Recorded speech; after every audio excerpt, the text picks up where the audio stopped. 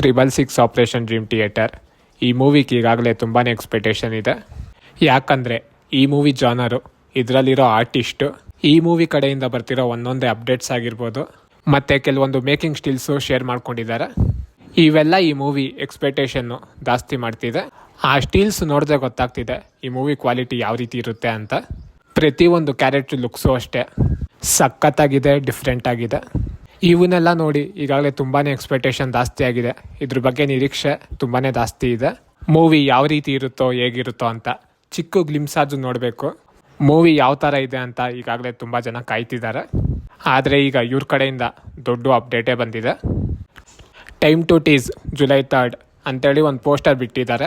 ಆ ಪೋಸ್ಟರಲ್ಲಿ ಶಿವಣ್ಣ ಅವ್ರ ಲುಕ್ಕು ತುಂಬ ಚೆನ್ನಾಗಿ ಡಿಫ್ರೆಂಟ್ ಆಗಿದೆ. ಯಾಕಂದರೆ ಈ ಹಿಂದೆ ಶಿವಣ್ಣ ಅವ್ರನ್ನ ಈ ಲುಕ್ಕಲ್ಲಿ ಯಾವತ್ತೂ ನೋಡಿಲ್ಲ.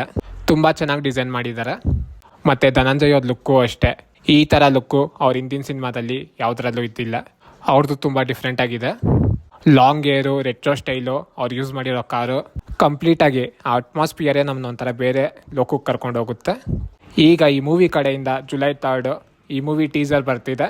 ಈ ಟೀಸರ್ಗೆ ಈಗಾಗಲೇ ತುಂಬ ಜನ ವೆಯ್ಟ್ ಮಾಡ್ತಾ ಇದ್ರಿ. ಅದೇ ಥರ ನಾನು ವೆಯ್ಟ್ ಮಾಡ್ತಾ ಇದ್ದೀನಿ. ಈ ಟೀಸರ್ ನೋಡಿ ಏನಾದರೂ ಡಿಕೋಡ್ ಮಾಡ್ಬೋದಾ? ಈ ಟೀಸರ್ ನೋಡಿದ್ರೆ ಗೊತ್ತಾಗುತ್ತೆ ಇದರಲ್ಲಿ ಯಾರು ಅಂಡರ್ ಕವರ್ ಏಜೆಂಟಾಗಿ ಕಾಣಿಸ್ಕೊಂಡಿದ್ದಾರೆ, ಇಲ್ಲ ಯಾರು ಗ್ಯಾಂಗ್ಸ್ಟರಾಗಿ ಕಾಣಿಸ್ಕೊಂಡಿದ್ದಾರೆ, ಯಾವ ರೀತಿ ಸೆಟ್ ಕ್ರಿಯೇಟ್ ಮಾಡಿದ್ದಾರೆ, ಇವನ್ನೆಲ್ಲ ನಾವು ಕಣ್ ತುಂಬ್ಕೊಬೋದು. ಇವರು ತೋರ್ಸಕ್ಕೆ ಹೋಗ್ತಿರೋ ವರ್ಲ್ಡು ಯಾವ ರೀತಿ ಬಂದಿದೆ ಅಂತ ನಮ್ಗೆ ಈ ಟೀಸರ್ ನೋಡಿದ್ರೆ ಗೊತ್ತಾಗುತ್ತೆ. ಯಾಕಂದರೆ ನಾನು ಕೆಲವೊಂದು ಮೇಕಿಂಗ್ ಸ್ಟೀಲ್ಸ್ ನೋಡಿದ್ದೆ. ಆ ಸ್ಟೀಲ್ಸಲ್ಲಿ ಹೇಮಂತ್ ರಾವು ಮತ್ತು ಅವ್ರ ಟೀಮು ಟಾಯ್ ಕಾರ್ಸ್ ನಿಕ್ಕೊಂಡು ಆ್ಯಕ್ಷನ್ ಸೀನು ಇಲ್ಲ ಏನೋ ಚೇಸಿಂಗ್ ಸೀನ್ ಅನಿಸುತ್ತೆ ಅದು ಪ್ಲ್ಯಾನ್ ಮಾಡ್ತಿದ್ದಿದ್ದು. ಇದೇ ಥರ ಇನ್ನೂ ತುಂಬ ವರ್ಕಿಂಗ್ ಸ್ಟೀಲ್ಸ್ ಇದೆ.